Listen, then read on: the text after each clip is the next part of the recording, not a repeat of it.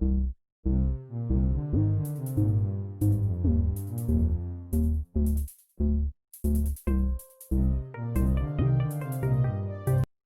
Students, welcome to my YouTube channel commerce classes by Vishal sir. आप सभी का मेरे YouTube channel commerce classes by Vishal sir में हार्दिक स्वागत है। बच्चों, हम जैसा कि आप जानते हैं क्लास 11th यूनिट सेकंड ही चल रही है, थ्योरी बेस ऑफ अकाउंटिंग।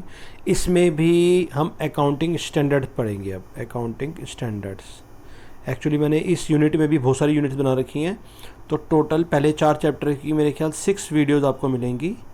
उससे आपको सारा 11th का जितना भी है बेसिक्स अच्छे से क्लियर हो जाएगा। आप इन सारी वीडियोस को अच्छे से देखें। आई बटन्स जो ऊपर आएंगे भी साइड में वीडियो देखते समय या एंड में आपको सारे लिंक्स मिल जाएंगे। नहीं तो आप मेरे चैनल को सब्सक्राइब करें, लाइक करें, वहाँ भी आपको रेड बेल जो आइकॉन है ज़रूर दबाएँ। सारी लेटेस्ट वीडियो आपको मिलती रहेंगी। ठीक है, आइए पढ़ाई की ओर चलते हैं। आज हम पढ़ेंगे अकाउंटिंग स्टैंडर्ड्स। इसको शॉर्टकट में बोला जाता है AS, accounting standards.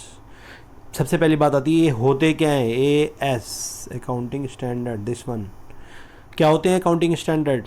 Accounting standards are the written statements of uniform accounting rules and guidelines और practices for preparing uniform financial statements.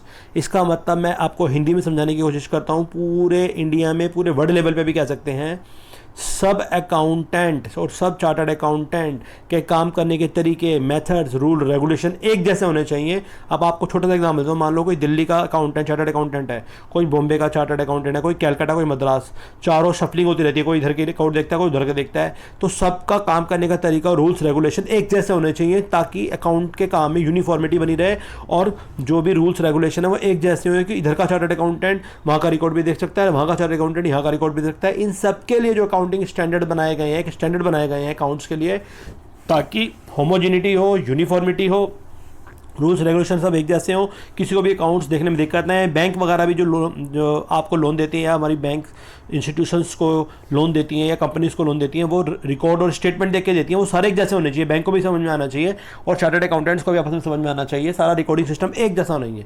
इसके लिए ICAI, institute of chartered accountant of India, 1949 में CA का जो था ये बना था। ठीक है, इन्होंने अकाउंटिंग स्टैंडर्ड बना रखे हैं। आई होप अब टोटल शायद, क्योंकि मैंने भी CA इंटर क्वालिफाई कर रखा है, उसके बाद मैं टीचर बना हूँ स्किप करके उसको, तो मेरे ख्याल 32 या 33 अकाउंटिंग स्टैंडर्ड अभी एट प्रेजेंट हैं। ठीक है, लेकिन आपके 12th लेवल पे 2 ही हैं, 11th में कोई ज़्यादा नहीं आएगा। तो ये अकाउंटिंग स्टैंडर्ड बहुत इंपॉर्टेंट है। CA वाले बच्चों के लिए तो बहुत इंपॉर्टेंट है। इनसे प्रैक्टिकल क्वेश्चन के स्टडी बेस पे जरूर आता है, तो आप समझने की कोशिश करें। बस आपको ज़्यादा डीप में जाने की ज़रूरत नहीं है। अकाउंटिंग स्टैंडर्ड ये गाइडलाइंस होती हैं, रिटन स्टेटमेंट होती हैं, जो यूनिफॉर्म अकाउंटिंग रूल्स, ठीक है, या आपकी यूनिफॉर्मिटी फाइनेंशियल स्टेटमेंट में रहे, इसके लिए प्रैक्टिसेस गाइडलाइंस देती है। इसको अकाउंटिंग स्टैंडर्ड कहा जाता है। It can not override the provision of applicable loss. जो भी लोग आपके यहाँ चलते हैं, कस्टम यूसेज चलते हैं, उसके ऊपर नहीं आएंगी, उनको ऊपर नहीं आने देंगे। ओवरराइड नहीं होगा, इसमें ओवरराइड नहीं होता। इससे इसको सब फॉलो करते हैं। और मेन जो है यूनिफॉर्मिटी के लिए होती है, ताकि सारे अकाउंट्स एक जैसे बन जाए पूरी कंट्री में और कहीं भी अकाउंट्स को चेक करने में, देखने में, बैंक वगैरह को लोन देने में दिक्कत ना आए। इसलिए अकाउंटिंग स्टैंडर्ड बनाए जाते हैं। I hope you must understand, आपको समझ में आया होगा क्यों होता है। इसके ऑब्जेक्टिव्स क्या हैं पढ़ते हैं। सबसे पहला ऑब्जेक्टिव क्या है, ये हम पढ़ रहे हैं ऑब्जेक्टिव्स, इसके उद्देश्य। ठीक है, तो क्या उद्देश्य है इसके ऑब्जेक्टिव्स? ये पहला है to bring uniformity in accounting policies. क्या है कि यूनिफॉर्मिटी आ जाए, एक जैसा हो जाए। अकाउंटिंग पॉलिसीज जितनी भी पूरी की पूरी हम यूज कर रहे हैं, सब जगह यूनिफॉर्मिटी हो जाए पूरे ऑल ओवर कंट्री में। यहाँ जो अप्लाई कर रहे हैं, ठीक है, और वहाँ जो अप्लाई कर रहे हैं, बॉम्बे, कैलकाटा, मतलब सब एक जैसे होने चाहिए। नंबर 2 पे क्या कह रहा है हमें, to eliminate non comparability of financial statement, ताकि ये चीज़ हट जाए कंपेयर करने, क्योंकि यूनिफॉर्म होगा तो आप कंपेयर कर पाएंगे। ठीक है, तो इसलिए नॉन कंपेरेबिलिटी एलिमिनेट हो जाती है इससे फाइनेंशियल स्टेटमेंट की। और नंबर 3 पे क्या बता रहा है हमें, to enhance reliability of financial statement. आपकी फाइनेंशियल स्टेटमेंट मोर रिलायबल हो जाएगी, बैंक आराम से उसको देख के लोन दे सकते हैं और कोई भी चार्टर्ड अकाउंटेंट किसी की भी स्टेट के चेक कर सकता है। ये उसके ऑब्जेक्टिव्स हैं। अच्छा, इसके बेनिफिट्स क्या हैं? बेनिफिट्स ऑफ अकाउंटिंग स्टैंडर्ड क्या होते हैं पढ़ते हैं। नंबर 1 क्या बता रहा है कि हेल्प्स टू एलिमिनेट वेरिएशंस। जितने भी वेरिएशंस अलग अलग ऑर्गेनाइजेशन में चल रहे हैं वो हट जाते हैं, इससे यूनिफॉर्मिटी आ जाती है। नंबर 2 पे क्या बता रहा है हमें, disclosure of certain information which may not be requisite by law which are useful to generate public investor creditor. ठीक है, इससे डिस्क्लोजर सही हो जाता है। जब स्टेटमेंट बढ़िया बनाएंगे, एक जैसे होंगे, तो कोई भी आराम से समझ सकता है, जिसको नॉलेज है अकाउंट्स की वो पढ़ सकता है और समझ सकता है। इससे इन्फॉर्मेशन जो गेट करने में आसानी होती है इन्वेस्टर शेयर होल्डर्स को भी। तीसरा है, इसे कंपेरेटिबिलिटी आसानी हो जाती है। कंपेरेबिलिटी का मतलब हो गया कंपेयर करना, इससे ये कंपेरेबिलिटी को फैसिलिटेट करता है, बढ़ाता है, फैसिलिटेट, ठीक है, बिटवीन फाइनेंशियल स्टेटमेंट, इंटर और इंट्रा कंपैरिजन। अपनी ही कंपनी का पीछे के रिकॉर्ड्स है और अपनी ही कंपनी का दूसरी हमारी जैसी सेम कंपनी से इंटर इंट्रा कहलाता है, तो इससे हम कर सकते हैं। ये इसके बेनिफिट्स हैं। ठीक है, अब हम पढ़ रहे हैं इसकी कुछ लिमिटेशंस भी हैं। क्रॉसिंग का मतलब हो गया लिमिटेशंस। लिमिटेशंस क्या लिमिटेशंस हैं इसकी, कुछ नुकसान भी हैं इसके। नंबर 1 पढ़ते हैं क्या, अकाउंटिंग स्टैंडर्ड में एक choice between different alternate accounting treatment for the same item. ठीक है, तो कई बार इनकम्पेरेबल हो जाता है, ये थोड़ा डिफरेंट मेथड हो सकते हैं अलग अलग स्टेट के हिसाब से, तो इससे चॉइस में कई बार गड़बड़ हो जाती है। अगर आप कोई अलग मेथड अपना रहे हैं, दूसरे अलग बनाए, तो थोड़ा सा दिक्कत हो जाएगी चेकिंग करने में। Number 2, it is a rigidity followed and fails to extend flexibility in the applying accounting standard. एक तरह से रिजिड हो जाता है। रिजिड का मतलब होता है उस चीज़ को फॉलो करना ही करना है, कोई अपना हिसाब से काम करना चाहता नहीं कर सकता, उसको अकाउंटिंग स्टैंडर्ड ही फॉलो करने पड़ेंगे। ठीक है, तो number 3, can not override the statue, आप इससे बाहर नहीं जा सकते, जो आपको है अकाउंटिंग स्टैंडर्ड, ठीक है, उसके अकॉर्डिंग ही काम करना पड़ेगा। तो ये आपके लिमिटेशंस हैं। एप्लीकेबिलिटी ऑफ अकाउंटिंग स्टैंडर्ड, कौन कौन से अकाउंटिंग स्टैंडर्ड हमारे यहाँ कहाँ कहाँ यूज़ होते हैं। सोल प्रोप्राइटर में भी होते हैं, पार्टनरशिप फर्म में भी होते हैं, सोसाइटीज़ में भी, ट्रस्ट भी, HUF बोला जाता है इसको, हिंदू अनडिवाइडेड फैमिली पढ़ेंगे, बिजनेस स्टडी में सबके बारे में पढ़ेंगे। मैं बिजनेस की वीडियो भी जल्दी बनाऊंगा, आप उसे भी जरूर देखना। Association of persons, cooperative society, company, मतलब ऑलमोस्ट सब जगह अकाउंटिंग स्टैंडर्ड फॉलो होते हैं। ठीक है, अब एक नया बढ़ा रहा है IFRS, इसकी फुल फॉर्म है इंटरनेशनल फाइनेंशियल रिपोर्टिंग स्टैंडर्ड। आई से क्या बन गया, इंटरनेशनल अकाउंटिंग स्टैंडर्ड जो था accounting standard, AS accounting standard simple, ये कंट्री के अंदर अंदर अप्लाई होते हैं। मान लो इंडिया में ही मान लो अकाउंटिंग स्टैंडर्ड चलते हैं, लेकिन आजकल जो बिजनेस है खाली इंडिया तक सीमित नहीं रह गया। आप ये देख रहे होंगे ये, और इसमें आप बहुत ध्यान से देखें तो ये सब ऑल कंट्रीज फ्लैग्स आपको दिख रहे होंगे, दिख रहे हैं। तो ये क्या है, इसका मतलब ग्लोबलाइजेशन है। ये ग्लोबलाइजेशन समझते हैं। All the countries are coming closer to each other through one computer, that is called internet के थ्रू सारी कंट्रीज आपस में एक दूसरे के क्लोज आती जा रही हैं। इसको ग्लोबलाइजेशन बोला जाता है। और इससे होता है बैठे बैठे यहाँ की कंपनियाँ बाहर बिजनेस कर सकती हैं, बाहर अमेरिकी कंपनियाँ इंडिया में, इंडिया की चाइना में, चाइना की अफ्रीका में, अफ्रीका की इधर, मतलब सारी कंट्री आपस में ट्रांजेक्शन कर सकती हैं।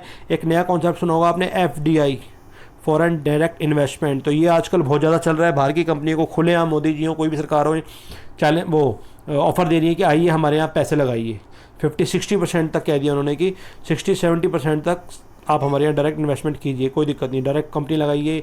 ये MG हेक्टर कंपनी है, सेल्टॉस है, होंडाई है, सारी बाहर की कंपनियाँ हैं, सैमसंग है, सब बाहर की कंपनियाँ, MI बाहर से आई थी फ़ोन की। तो ये क्या है, ग्लोबलाइजेशन के थ्रू यहाँ सब बिजनेस कर रही है। तो ये इसके लिए बना है ग्लोबली एक्सेप्टेड अकाउंटिंग स्टैंडर्ड, हमने पढ़ा था, गैप बोलते हैं इसको। ये वो हैं जो एक बोर्ड बना है, इंटरनेशनल अकाउंटिंग स्टैंडर्ड बोर्ड, ये रहा नीचे।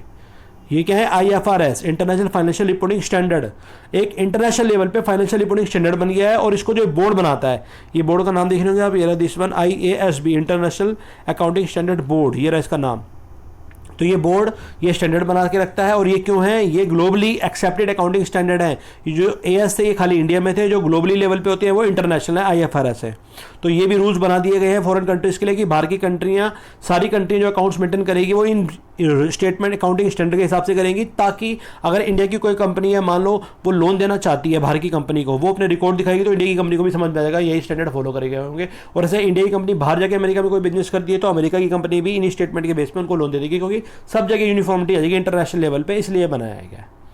इसको इंटरनेशनल फाइनेंशियल रिपोर्टिंग स्टैंडर्ड कहते हैं। ये रहा, ठीक है, ये रहा, पढ़ रहे होंगे, फुल फॉर्म भी ये रही इसकी। तो ये है क्या, it is a set of accounting standard, ये भी अकाउंटिंग सेट है for reporting different types of business transaction and event in the financial statement. ये पूरा सेट है अकाउंटिंग स्टैंडर्ड का। ये बस different types of business international level के लिए बनाई है, या आई है ना, इंटरनेशनल लेवल के लिए। इसका ऑब्जेक्टिव है to facilitate international comparison for true and fair value of business enterprise. तो ये इंटरनेशनल लेवल को कंपैरिजन को बढ़ाने के लिए बनाया गया है। जैसे अकाउंटिंग स्टैंडर्ड तो इंडिया लेवल पे हो गया और इंटरनेशनल फाइनेंशियल रिपोर्टिंग स्टैंडर्ड जो हो गई है इंटरनेशनल लेवल के लिए हो गया, ताकि इंटरनेशनल लेवल पे कोई भी कंपनी अगर बिजनेस करना चाहे तो इनको फॉलो करके वो कर सकते हैं। मैं आपको एग्जांपल दे दिया कि अमेरिका कंपनी यहाँ करेगी तो हमारे यहाँ हमारे जो बैंक है वो भी लोन देंगे, तो वो रिकॉर्ड जो है इस लेवल पर बनवाएंगे। ऐसे ही बाहर की कंपनियाँ जो अमेरिका वाली वो अपने हिसाब से ना लेके इंटरनेशनल लेवल के रूल्स, जब सब जगह रूल्स हो जाएंगे तो सब जगह आराम से बिजनेस या लोन लेने में आसानी से दिक्कत हो जाएगी। आप कोई कंपनी इंडिया की बाहर जाती है, बाहर की कंपनी इंडिया में आती है तो इंडिया के बैंक से तो लोन लेगी, या इंडिया की कंपनी बाहर वाले बैंकों से लोन लेगी अगर बाहर बिजनेस करेगी तो ये इसलिए बनाएगा ये। ठीक है, आई होप आपको समझ में आ रहा होगा। तो इसकी ज़रूरत क्या है? बिल्कुल ज़रूरत है। It helps the prevent material manipulation और एरर इन फाइनेंशियल स्टेटमेंट। इससे इंटरनेशनल लेवल पे ही मटेरियल मैनिपुलेशन नहीं होएगा और फाइनेंशियल स्टेटमेंट नहीं होगी। मैनिपुलेशन का मतलब होता है अकाउंट्स में गड़बड़ी करना, ठीक है, ये नहीं होती। फिर सब एक जैसा फॉलो करेंगे तो रूल्स होंगे कुछ। और इट ब्रिंग्स, इससे यूनिफॉर्मिटी और कंपेरेबिलिटी आती है अकाउंटिंग इन्फॉर्मेशन की ऑन द ग्लोबल बेसिस, पूरे इंटरनेशनल लेवल पे। नंबर 3 पे कहेंगे इट फैसिलिटेट्स ग्लोबल इन्वेस्टमेंट। ये ग्लोबल इन्वेस्टमेंट को बढ़ाता है, इंटरनेशनल इन्वेस्टमेंट को बढ़ाता है। एफडीआई जो मैं एग्जांपल दे रहा था आपको, एफडीआई फॉरेन इन्वेस्टमेंट, इसको of increase trust and reliability. तो इसी के साथ ये यूनिट खत्म होती है। आई होप आपको ये यूनिट पसंद आई होगी और समझ में भी आई होगी। थोड़ा सा नया है सिलेबस, घबराए नहीं, डटे रहें। 1-2-3 महीने थोड़ा मुश्किल लगता है, उसके बाद ये आपका फेवरेट सब्जेक्ट बन जाएगा, जैसे मेरा बन गया था। और हम तो खैर अकाउंट्स के ही टीचर बन गए हैं, तो पूरी ज़िंदगी होगी पढ़ाते पढ़ाते, 12-15 साल तो पढ़ाते हो गए, आगे और पढ़ाएंगे। तो बेटे आप इसको, अगर आपको अच्छा लगे तो आप इसको लाइक करें, मेरे चैनल को सब्सक्राइब करें और अपने साथ फ्रेंड में शेयर जरूर करें। मैंने 11th पे बहुत सारी वीडियोस बनाई हैं, अभी बहुत जल्दी न्यूमेरिकल पोर्शन अकाउंटिंग के क्वेश्चन मैं शुरू करूँगा बोर्ड पे, आप उसे भी अच्छे से समझें और अपने फ्रेंड्स को जरूर शेयर करें। और आपके बड़े भाई और बहनों के लिए मैंने 12th की वीडियोज़ भी बनाई है अकाउंट और बिजनेस की, उनको भी मोटिवेट करें कि मेरा चैनल देखें। धन्यवाद। इसी के साथ आपका मेरा चैनल देखने के लिए बहुत बहुत धन्यवाद।